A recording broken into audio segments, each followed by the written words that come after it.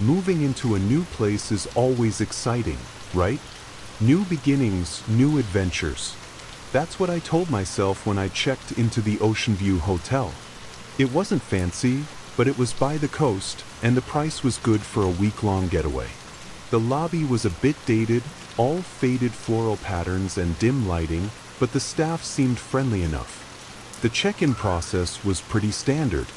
The receptionist, a young guy with tired eyes, handed me my key card. "Here you go," he said, "room 403. Enjoy your stay." I thanked him, grabbed my bag, and headed for the elevators.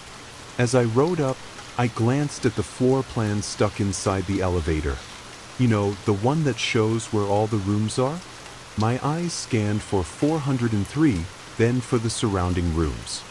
401, 402, 403, and then 405. I frowned, tracing the numbers with my finger. It went 401, 402, 403, and then directly to 405.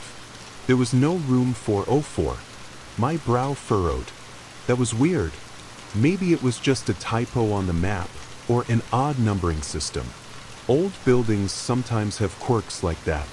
I shrugged it off, stepping out onto the fourth floor. The hallway was quiet, carpeted in that same faded floral pattern. I walked along, looking at the room numbers on the doors. 401, 402. And then there was my room 403. I inserted my key card, the lock clicked, and I pushed the door open. My room looked perfectly normal, a cozy, if slightly old-fashioned, space. But as I stepped inside, something pulled my gaze to the wall directly opposite my door. It was just a solid wall with a small, framed picture hanging on it. No door, no number. But looking at the layout in my head, knowing where 403 was, and then where 405 would logically be on the other side of the hallway, that solid wall was exactly where room 404 should have been. A tiny shiver ran down my spine. It wasn't a typo on the map. This hotel genuinely had a missing room. And it wasn't just missing from the numbers. It was missing from the physical layout of the hallway. Why would a hotel just skip a room number, especially one that should clearly be there? The quiet hum of the air conditioning suddenly seemed to grow louder, the silence of the hallway more profound. I couldn't shake the feeling that something was off, subtly but deeply. And a strange, unsettling curiosity began to bubble up inside me. That solid wall, right where room 404 should have been, kept nagging at me. It wasn't just a quirky detail of an old hotel anymore. It was a blatant omission. Hotels don't just skip room numbers and leave empty walls in their place without a reason. My first night in room 403, I kept finding my eyes drifting to that spot across the hallway, even when I was trying to relax or unpack. I tried to rationalize it. Maybe it was a utility closet? But why wouldn't it have a door, or at least a service panel? And why would it get a missing number on the floor plan? My mind kept swirling with possibilities, each one more unlikely than the last. Was it a storage room that got walled off? But why would they remove the door and number? It just didn't make any sense. The next morning, I decided to do a little casual investigation. I grabbed a coffee from the lobby and tried to subtly observe the staff. I saw a cleaning cart pass by on the fourth floor, and the maid neatly skipped over the section where 404 should be without a second glance. It was as if its non-existence was just normal. That only deepened the mystery. Later, I went down to the front desk. The same tired-eyed receptionist was there. I tried to sound nonchalant. "Hey," I said, "just curious about the room numbers. I noticed on the floor plan, there's no room 404. Is that just a numbering quirk, or something?" He looked up from his computer, and for a split second, I saw a flicker of something in his eyes. Not annoyance, but something like a quick, almost imperceptible unease. He forced a small smile. "Oh, that," he said too quickly. "No, there's no room 404. just a structural thing. Some rooms were combined during a renovation years ago. We just skipped the number. His explanation felt too rehearsed, too smooth.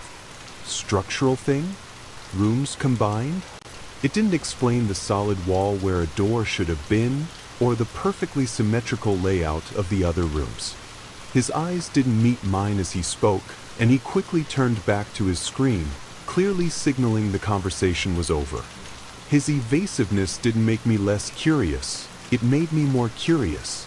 It confirmed my suspicion. Something was deliberately being hidden about that space. The hotel staff knew something, and they didn't want guests asking questions. The idea of a hidden room, a secret behind a perfectly ordinary wall, began to consume my thoughts. The mystery of Room 404 was no longer just an oddity. It was becoming an irresistible challenge, pulling me deeper into the secrets of the Ocean View Hotel. The receptionist's flimsy explanation about structural things and combined rooms did nothing to calm my growing unease about Room 404. In fact, it just made me more suspicious. It was clear he was hiding something, or at least had been told to hide something. I decided to try another approach. Over the next couple of days, I made it a point to casually chat with different staff members. I tried the maid who cleaned my floor, a friendly older woman named Maria. While she was tidying up my room, I pointed vaguely towards the wall where 404 should be. "You know," I began, trying to sound innocent, "I've always wondered about this hotel's layout. Why is there no room 404? Maria paused, her hand hovering over a dusty nightstand. Her smile faltered slightly and her eyes, usually warm, darted towards the wall. "Oh, that room," she said, her voice dropping a little. "It's not in use. Hasn't been for a very long time." She quickly changed the subject, asking if I needed fresh towels. Her reaction was subtle, but it was there, a definite shift in her demeanor, a guardedness that told me she knew more than she was letting on. Later, I saw one of the maintenance guys, a burly man with a toolbox, heading towards the elevators. I caught up to him. "Excuse me," I said, "I'm staying on the 4th floor, and I'm just curious about room 404. What exactly is that space used for?" He stopped, his hand on the elevator button. He looked at me, then at his feet, then back at me. He had a stern, almost warning look. "Look, miss," he said, his voice gruff, "some things are just not for guests to worry about. It's a hotel. We handle the rooms.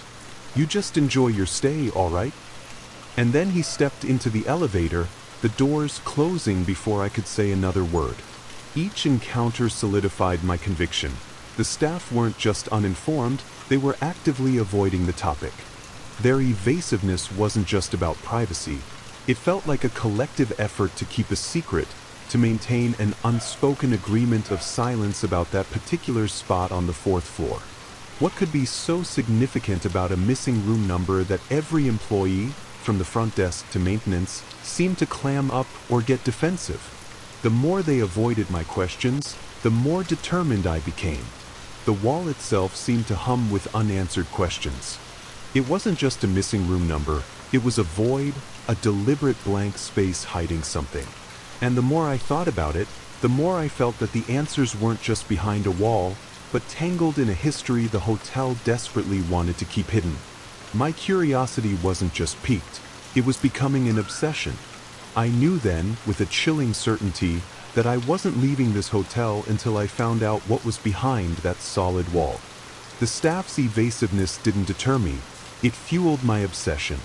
If they were hiding something about room 404, then it had to be significant. I spent my days exploring the hotel, not as a tourist, but as a detective. I tried to find any unusual patterns in the hallway carpet, any faint marks on the wall that might suggest a hidden seam or a patched-up door. Nothing. The wall was perfectly seamless, blending in with the rest of the hallway as if it had always been that way. My nights became a different kind of hunt. Once the hotel quieted down, after most of the guests were asleep, I'd slip out of my room. The hallway lights were dim, casting long, unsettling shadows. I'd creep across to the opposite wall, where 404 should be, and just listen. I pressed my ear against the cold plaster, holding my breath, straining to hear anything. A creak, a whisper, a faint hum, anything that would betray the secret behind the wall. Most nights, there was nothing but the distant hum of the building's machinery and the occasional creak of old pipes. But one night, as I stood there, my ear pressed tightly to the wall, I heard something. It was incredibly faint, almost imperceptible. A low, rhythmic thump-thump-thump, like a very slow, muffled heartbeat. It wasn't constant. It would start, last for a few seconds, then fade away, only to resume again moments later. My blood ran cold. It wasn't the sound of pipes or a ventilation system. This felt organic, alive. My heart started pounding in my chest, mirroring the slow thud I heard from inside the wall. I pulled away for a second, my eyes wide, scanning the empty hallway. Was I imagining it? Was the silence just playing tricks on my ears? I pressed my ear back, focusing. And there it was again. Thump, thump, thump. It seemed to be coming from deep within the wall, from somewhere that should have been empty space. The air around that section of the wall also felt noticeably colder than the rest of the hallway, a damp chill that permeated the thin fabric of my pajamas. A wave of both fear and exhilaration washed over me. I wasn't crazy. There was something behind that wall. Something that made a sound, something that gave off a cold presence. The hotel staff's secrecy, the missing room number, the solid wall, it all pointed to a deliberate cover-up. And now, the faint, disturbing sounds I was hearing confirmed it. The mystery of room 404 was no longer just a curious oddity. It was a living, breathing secret, just beyond my reach, and I knew I was getting closer to finding out what lay hidden within. The faint, rhythmic thumping and the icy chill emanating from the wall of room 404 had turned my curious obsession into a frantic determination. I knew, with absolute certainty, that something was hidden there. The staff's evasiveness wasn't just about keeping up appearances, it was about protecting a secret. My nightly vigil by the wall yielded little more than snippets of those unsettling sounds, and sometimes a barely perceptible change in the air pressure, as if the space behind the wall was breathing. I needed more. I needed a way to figure out how to access whatever was behind that solid plaster. My next step was to find a blueprint of the hotel. I reasoned that an old building like this must have original plans somewhere. I tried the front desk again, feigning interest in the hotel's history. "Do you have any old brochures or even a historical display?" I asked, trying to sound like a genuinely interested tourist. "I'm fascinated by vintage architecture." The receptionist, a different person this time, just gave me a blank look and pointed towards a rack of generic tourist pamphlets. No luck there. Then an idea sparked. Maintenance. They would have access to the building's infrastructure, its hidden pipes and wiring, and probably its original layout plans. I remembered the gruff maintenance guy I'd spoken to earlier. I decided to try the maintenance room itself. One afternoon, I spotted the maintenance door propped open slightly, probably while someone was taking a break. My heart pounded, but I knew this was my chance. I slipped inside, trying to be quick and quiet. The room was dusty, filled with tools, spare parts, and the smell of oil and old wood. My eyes darted around, searching for anything resembling a blueprint.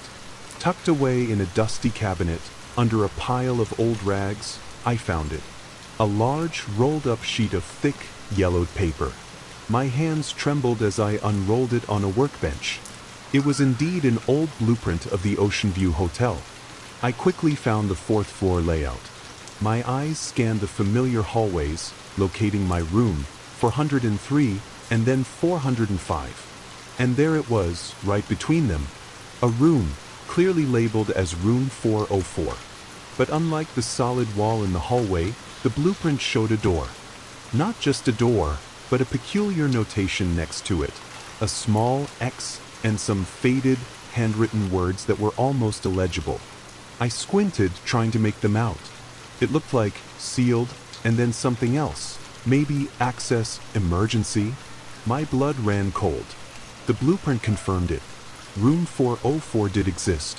It had a door that had been deliberately, meticulously sealed. The X and the faded notes suggested it wasn't just a simple walling off, but something more deliberate, more significant. The very existence of this blueprint, tucked away in a forgotten cabinet, hinted at the depth of the hotel's secret. My next move was clear. I had to find where that door was and figure out how to open it. The blueprint was a revelation. It confirmed everything. Room 404 was real, it had a door, and it was deliberately hidden. The faded X and the word sealed next to its location were chilling. This wasn't just a skip number, it was a profound secret the hotel was desperate to keep. My objective was clear. I had to find that hidden door. I returned to the 4th floor hallway, the blueprint's details burned into my mind. I stood directly opposite my room, 403, and stared at the solid wall. According to the plans, the door to 404 should be right here. I ran my hands over the plaster, feeling for any seams, any slight inconsistencies. Nothing. It was perfectly smooth, flawlessly blended. It was as if the wall itself was trying to deny the door's existence. I remembered the faint, rhythmic thumping I'd heard. I pressed my ear against the wall again, closing my eyes, willing myself to hear it. It was there, a low, distant thump thump thump, almost like a muffled heart. It seemed to come from deeper within the wall, not right on the surface. I started tapping, lightly at first, then harder, moving methodically across the section of the wall where the blueprint indicated the door should be.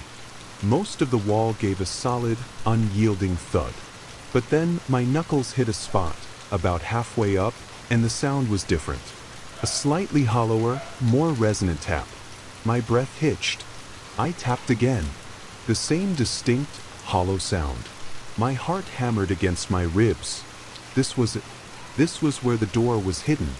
The hollow sound wasn't as pronounced as hitting a completely empty space, suggesting there was still some material covering it, but it was unmistakably different from the solid plaster around it. I needed to see it, to confirm it.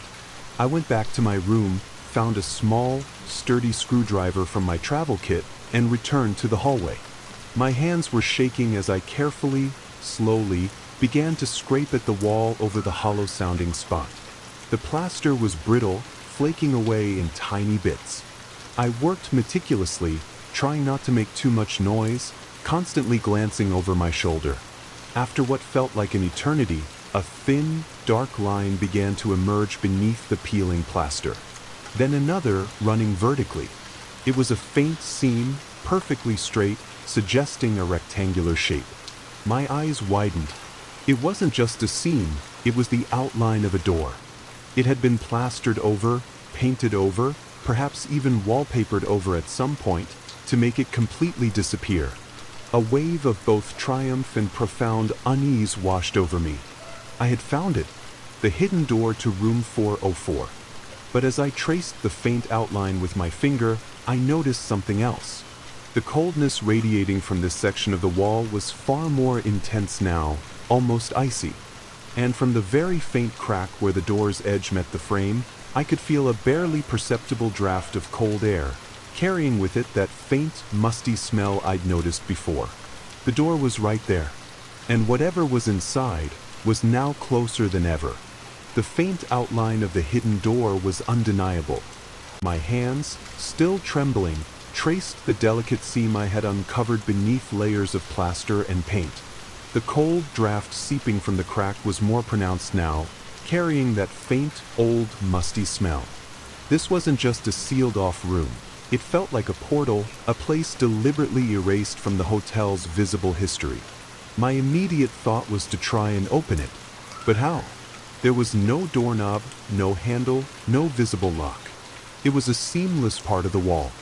I examined the blueprint again, scanning the section for room 404. There was no keyhole indicated, no special mechanism. Just the door outline and that chilling, sealed notation. I tapped along the faint seam, trying to find a weak point, a pressure plate, anything. Nothing. The more I tapped, the more frustrated I became. What kind of lock was this? It felt less like a physical barrier and more like a deliberate concealment. Then I noticed something subtle. Along the vertical seam of the door, near what would have been the edge where a doorknob would be, there was a tiny, almost invisible indentation. It was barely a millimeter deep, just enough for my fingernail to catch. It wasn't a keyhole, but it was too precise to be a random chip in the plaster. I pressed my finger into the indentation. Nothing happened. I tried pushing, pulling, twisting. Still nothing. My mind raced. What if it wasn't a mechanical lock? What if it was something else?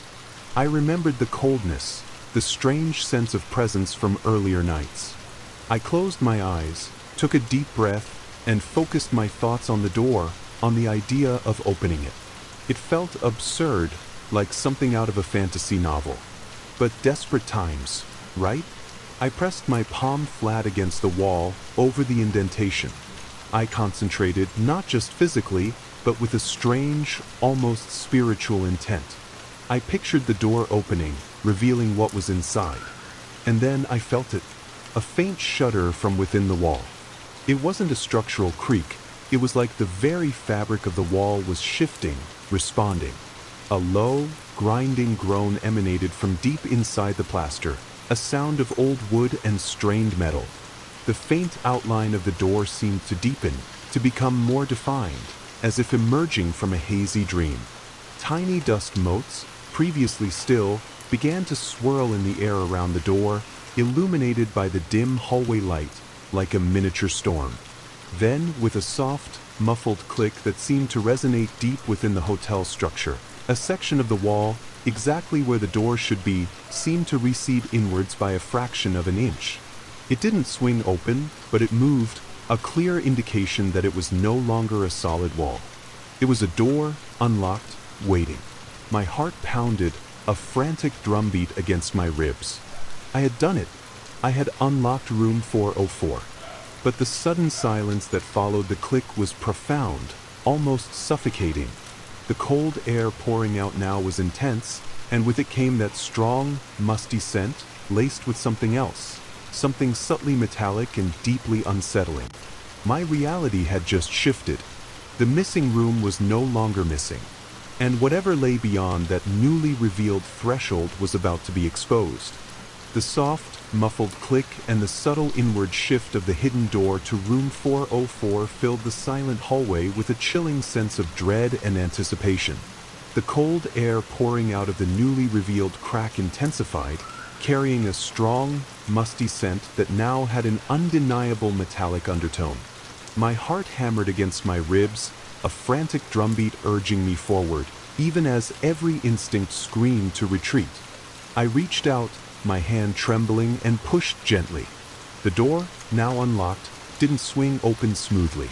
It grated with a dry, protesting groan, like old wood moving on rusty hinges, and slowly, reluctantly, it began to open inwards into utter darkness. I fumbled for my phone, my hand shaking too much to hold it steady. I turned on the flashlight, its beam a stark, narrow cut through the black void beyond the threshold. The light pierced the gloom, revealing a room that was anything but normal. It wasn't a hotel room, not in any recognizable sense. The first thing that hit me was the incredible amount of dust. It hung thick in the air, dancing in the phone's beam, making it hard to breathe. The floor was covered in a thick, undisturbed layer of grime, suggesting no one had set foot in here for a very, very long time. But it was what lay beneath the dust that made my blood run cold. The room was oddly shaped, not the usual rectangle. The walls seemed to curve inward slightly, and the ceiling felt unusually low. And everything was covered in a strange, brownish-red stain that looked like dried blood, splattered and smeared across the floor, up the walls, and even on the single, bizarre piece of furniture in the center of the room. That furniture was a rough, crudely constructed wooden table, heavy and dark. Its surface was scarred with deep gouges and more of that disturbing reddish-brown staining. Around the table, scattered on the dusty floor, were objects that made no sense. What looked like old, rusted surgical instruments, a collection of strange, dark-colored glass bottles, and a pile of brittle, yellowed papers covered in looping, illegible script that seemed to be some form of ancient language or symbols.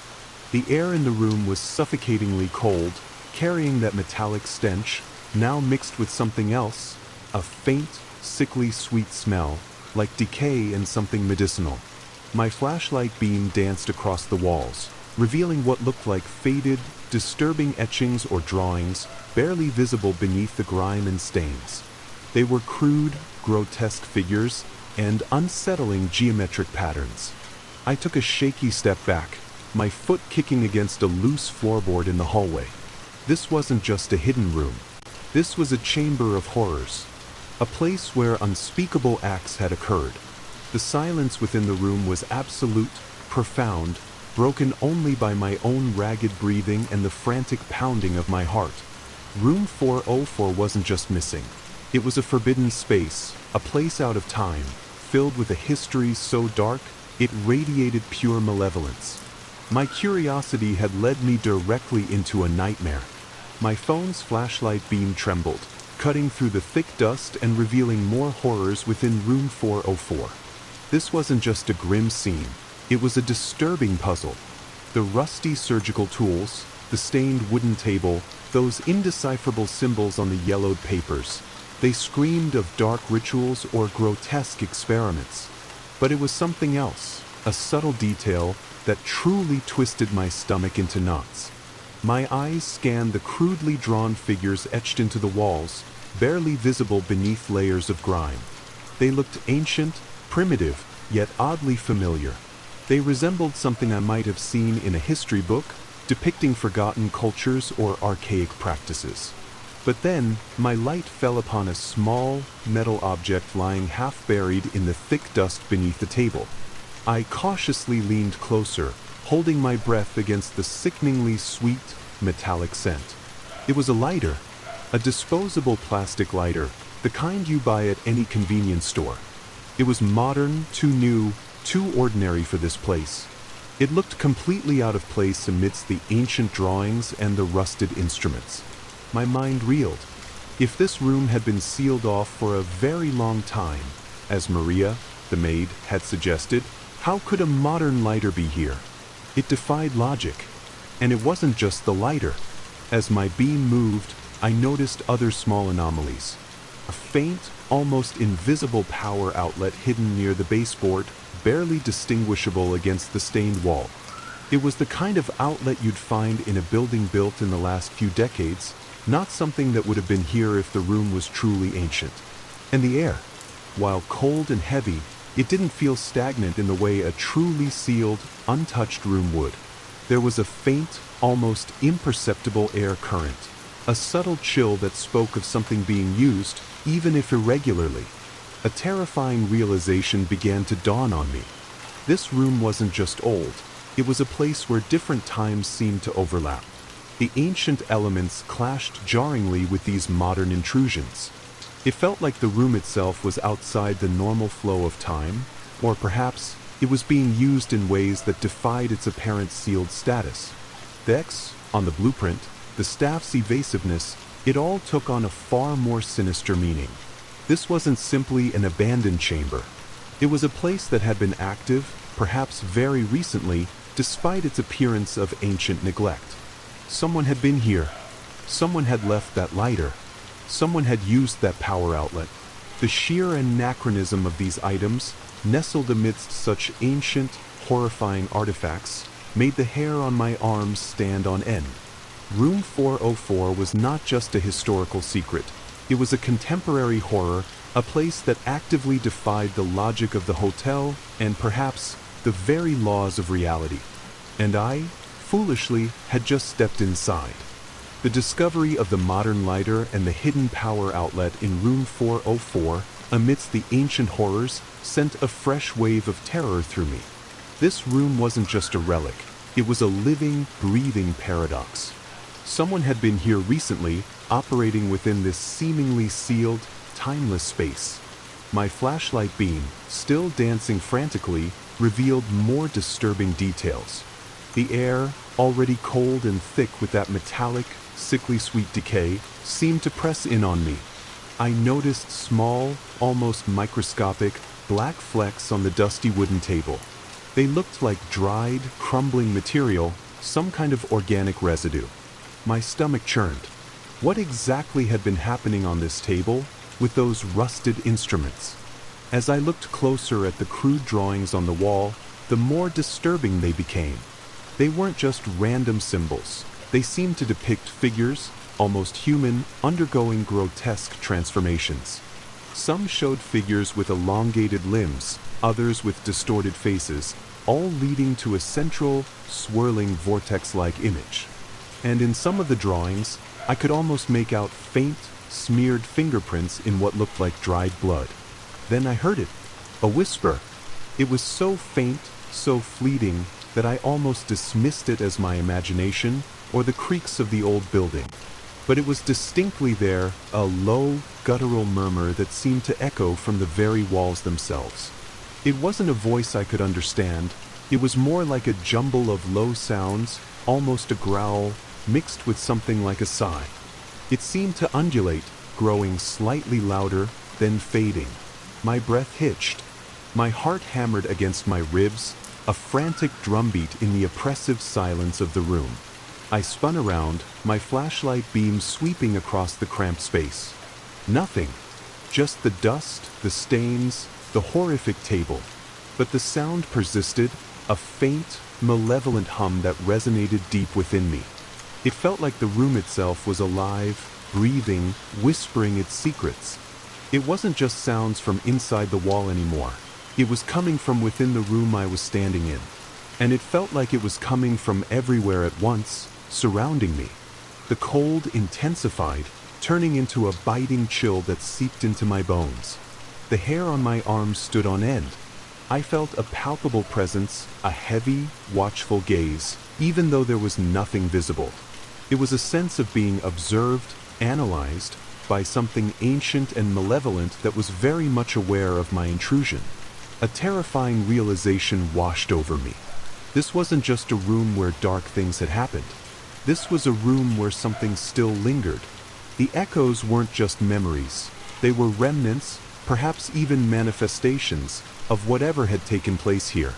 My presence had awakened it, and the soft, guttural whispers, the chilling cold, and the overwhelming sense of being watched were its greeting. I wasn't alone in room 404, and whatever was with me was not happy about being disturbed. The low, guttural whispers and the crushing sense of being watched in room 404 propelled me backward. Every instinct screamed at me to run, to get out of this horrifying place. My flashlight beam danced wildly as I stumbled, my eyes darting frantically around the small, oppressive room. The cold had intensified, now an icy grip that seemed to emanate directly from the ancient, stained walls. I scrambled towards the newly opened doorway, my heart hammering against my ribs. The thought of stepping back into the mundane, brightly lit hallway was suddenly the most comforting idea in the world. I just needed to get out. My hand reached the threshold, my fingers grasping for the familiar sensation of the normal hallway carpet. I was almost there. One more step. But as I lunged forward, a deep, resonating groan emanated from the door itself. It wasn't the dry creak of old wood opening. It was a sound of immense weight, of grinding resistance. Before my foot could cross the threshold, the hidden door, which I had just painstakingly opened, began to move. Slowly, inexorably, it swung inwards, away from me. My eyes widened in horror. It was closing, not as if pushed by a draft, but with a deliberate, terrifying force. I slammed my hand against the edge, trying to stop it, but it was like pushing against solid rock. The grinding noise grew louder, sickeningly deep. "No!" I gasped, my voice a thin, reedy whisper swallowed by the suffocating cold of the room. I shoved with all my might, my body trembling, but the door continued its relentless inward swing. The faint sliver of light from the hallway grew narrower, thinner, then vanished completely. With a heavy, resonant thud, the door slammed shut. The sound echoed in the confined space, a deafening finality. My hand, still pressed against the solid plaster, felt a subtle vibration, a faint click, as if the mysterious locking mechanism had silently re-engaged. Absolute, impenetrable darkness enveloped me. My phone's flashlight beam was now the only source of light, a fragile beacon against the oppressive black. I was trapped in room 404, with its ancient horrors, its modern anomalies, and the unseen, whispering presence that seemed to fill every inch of the air around me. My breath hitched, then came in ragged, desperate gasps. The cold was unbearable, a bone-deep chill that made my teeth chatter. And in the sudden, profound silence, broken only by my frantic breathing, I heard it again. Closer this time. A low, wet gurgle, followed by a faint, almost imperceptible shuffle from the deeper shadows of the room. It was not a mechanical sound. It was organic. It was in here with me. Panic, cold and sharp, seized me. My heart hammered against my ribs, a desperate drumbeat in the echoing void. I was no longer an intruder, I was a prisoner, and whatever lingered in room 404 was now my cellmate. The thud of the door, followed by the soft click of its re-engagement, plunged room 404 into absolute, suffocating darkness. My phone's flashlight, clutched in my trembling hand, became a desperate eye in the inky blackness. My breath hitched in my throat, coming in ragged, desperate gasps. The cold was a physical weight, pressing in on me from every direction, and that sickeningly sweet, metallic smell intensified, making my stomach churn. Then, from the deep shadows just beyond the reach of my phone's beam, I heard it again. That low, wet gurgle, closer this time. It was followed by a distinct, heavy shuffle, like something dragging itself across the dusty floor. It wasn't the creaking of old wood, it was a sound of immense weight, of organic matter moving. My blood ran cold. I spun around, my flashlight beam wildly sweeping the room. The light danced across the stained table, the grotesque tools, the disturbing drawings on the walls. Nothing visible, yet the sound was undeniably real. It seemed to come from the opposite end of the room, near the curving wall, where the shadows were deepest. "Who's there?" I whispered, my voice barely a tremor. It sounded pathetic, lost in the overwhelming silence. The only answer was a sudden, sharp intake of breath, a rasping, wet sound that was unmistakably not human. It was close. Too close. I could feel its presence now, a heavy, suffocating weight in the air. It felt like something was breathing the same air as me, consuming the very oxygen in the cramped space. The temperature plummeted further, sending a violent shiver through my entire body. My mind screamed at me to move, to hide, but my feet felt rooted to the cold, grimy floor. My eyes, wide with terror, strained into the darkness, trying desperately to glimpse whatever monstrosity was sharing this space with me. Then the shuffle came again, slowly, deliberately, getting closer. Each drag, each soft thud, echoed the frantic pounding of my heart. I could almost feel its breath on my face, a damp, fetid exhalation that carried the stench of decay. It wasn't just lurking, it was advancing. A horrifying realization solidified. I wasn't just trapped in a room, I was trapped in a cage with a creature. A creature that had been sealed away, contained by Mr. Abernathy for reasons I was now intimately understanding. And my foolish curiosity had set it free, at least within these walls. The whispers, the cold, the echoes, they weren't just remnants of the past. They were, and it was here, in the darkness, waiting for me. I braced myself, knowing that whatever came out of the shadows, it would be the embodiment of every fear I had ever known. The silence in room 404 was shattered by that wet gurgle and heavy shuffle, closer than ever. My phone's light, still my only defense, danced frantically, but the entity remained just beyond its reach, a shifting, unseen horror in the inky blackness. The cold radiating from it was bone-chilling, and the air was thick with the stench of decay. I felt a heavy, oppressive presence, a sense of being cornered. Suddenly, a loud scrape echoed from the floor, followed by a grunt. It was moving faster now, no longer just shuffling. Panic seized me. I couldn't just stand there and wait for it. I spun around, my eyes desperately scanning the walls. The door was sealed. The room was a tomb. My gaze fell on the crudely built wooden table in the center, littered with the grim tools and papers. It was heavy, but it was my only hope. With a desperate cry, I grabbed the edge of the table. It was surprisingly heavy, coated in that disgusting brownish-red grime. I gritted my teeth, straining every muscle, and shoved it towards the sound. The legs scraped loudly against the dusty floor, creating a terrible cacophony. A furious, guttural roar erupted from the darkness. It was a sound of pure rage, a deep, resonant vibration that shook the very foundations of the room and rattled my teeth. Whatever it was, it did not like being disturbed.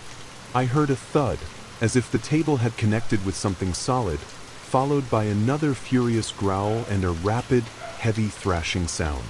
It was disoriented, momentarily hindered. This was my chance. My eyes darted towards the hidden door, the only way out. I remembered the odd way it had sealed itself. If it reacted to my thoughts or intent, perhaps I could reverse it. It was a desperate, unscientific gamble, but I had nothing else. I pressed my hands against the solid plaster where the door had been, closing my eyes, and focused with all my might. I pictured the door opening, pulling away from me, revealing the hallway. I poured every ounce of my will into it, ignoring the terrifying thrashing and guttural noises from the other side of the room. The air around me intensified with cold. Then a low, agonizing groan emanated from the wall, far louder than when it had closed. The familiar click echoed, more pronounced this time. I opened my eyes.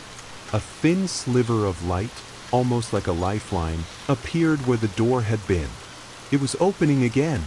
The thrashing behind me suddenly stopped. The silence that followed was even more terrifying than the noise. I risked a glance over my shoulder. In the dim, indirect light filtering from the crack, I saw it. A huge, dark mass, hunched and distorted, retreating slowly back into the deepest shadows, its glowing, malevolent eyes fixed on me. It was too massive, too grotesque to fully comprehend in the fleeting glimpse. Without another thought, I squeezed through the narrow gap as the door creaked open further. I burst out into the blessed, if still dim, light of the hotel hallway, gasping for air. I didn't dare look back as the door, with another soft groan, began to silently reseal itself behind me. I scrambled away, my legs burning, not stopping until I reached the elevator, leaving room 404 and its chilling occupant behind me. I burst out of the elevator on the ground floor, gasping for air, my heart hammering against my ribs. My clothes were disheveled, my hair a mess, and I was covered in dust and grime from room 404. The lobby, now brightly lit and bustling with early morning guests, felt like a bizarre, welcoming dream after the nightmare I'd just endured. I stumbled towards the front desk, my legs still trembling. The same tired-eyed receptionist from my check-in was there. "You have to call the police," I stammered, pointing frantically towards the elevators. "There's something in room 404. It locked me in. It's not empty." The receptionist looked at me, then at my disheveled appearance, his expression shifting from polite indifference to concern, then to something that looked suspiciously like pity. "Ma'am," he said, his voice calm, almost patronizing, "there is no room 404. I told you that when you checked in. Are you feeling all right?" "No, you don't understand," I insisted, my voice rising. "I found it. I opened it. There's a hidden room with a table and something else. It's alive. It tried to get me." He sighed, pushing a stray hair from his face. "Ma'am, it sounds like you've had a very stressful night. Perhaps you had a vivid dream? We can get you some water or call a doctor if you'd like." He exchanged a knowing glance with a security guard who had just approached, drawn by my commotion. The security guard, a large man with an impassive face, stepped forward. "Everything okay here, ma'am?" he asked, his tone firm but not aggressive. I looked at them, my voice catching in my throat. They didn't believe me. Not a word. How could they? The story sounded insane even to my own ears, let alone to someone who hadn't experienced the icy terror, the visceral stench, the sight of that grotesque presence. I tried to explain the blueprint, the sealed door, Mr. Abernathy's cryptic notes, but my words tumbled out in a frantic, incoherent rush. The more I tried to explain, the more their faces hardened with skepticism. It was clear they thought I was either delusional, drunk, or trying to cause trouble. They offered to help me check out immediately and even suggested calling a taxi to the nearest hospital. The implication was clear: I was crazy. Defeated and realizing no amount of frantic explanation would change their minds, I accepted their offer to check out. I couldn't bear to stay another minute in that hotel. As I waited for the taxi, I glanced back at the elevators, then at the floor plan inside it. Still number 404. Just 401, 402, 403, and 405. The hotel was an accomplice in its own dark secret, erasing any evidence of the nightmare I had just lived. I was out, but the chilling realization that nobody believed me was almost as terrifying as the events themselves. The silence of their disbelief felt like a new kind of trap, leaving me utterly alone with my haunting truth. Leaving the Ocean View Hotel that morning felt like escaping a waking nightmare, but the truth was, the nightmare had just begun. The security guard placed my luggage in a taxi, and I gave the driver an address far, far away. As the hotel faded in the rearview mirror, I knew I could never go back. The problem wasn't just the memory of room 404, it was the disbelief of everyone I tried to tell. My friends listened with polite concern, but their eyes held that familiar flicker of doubt. "Are you sure it wasn't a really vivid dream?" they'd ask gently. Or, "Maybe you were just stressed and imagined things?" Even my therapist, while empathetic, steered the conversation towards stress and anxiety, never once acknowledging the possibility of what I had actually experienced. I tried to forget it, to push it deep down. I moved into a new apartment, far from the coast. I started a new routine, tried to lose myself in work. But the hotel, the hidden room, and the monstrous presence haunted my every quiet moment. Sleep became a battleground. I'd wake in a cold sweat, convinced I could hear a faint, rhythmic thump-thump-thump from the walls, or feel that icy chill radiating from the corner of my own bedroom. I became meticulous about checking locks, obsessively pushing against solid walls, half expecting them to give way and reveal a hidden horror. The most profound impact was the lingering regret. I was the one who sought it out. I ignored every warning, every gut feeling. My curiosity, once a source of adventure, now felt like a curse. I often replay that moment in my mind, the moment I decided to peel back the plaster, to seek out the truth of room 404. If I had just left it alone, if I had just accepted the hotel's polite lie, my life would be normal. I wouldn't be haunted by the stench of decay, the vision of grotesque tools, or the chilling certainty that something ancient and malevolent had been stirred from its slumber. I survived room 404, but a part of me never truly escaped. It lives inside me, a constant reminder of the day I found what was missing and the terrible price I paid for knowing. The truth is, some things are better left undiscovered, some doors better left sealed, and some regrets, like mine, last a lifetime. My encounter with room 404 was a terrifying journey from idle curiosity to a bone-chilling confrontation with the unknown. What started as an oddity, a missing hotel room number, unraveled into a desperate fight for survival against an ancient, malevolent presence.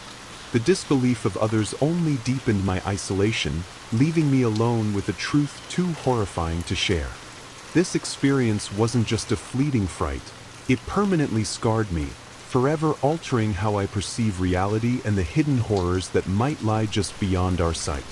My regret is a constant companion, a stark reminder that some secrets are better left undisturbed, some doors better left sealed.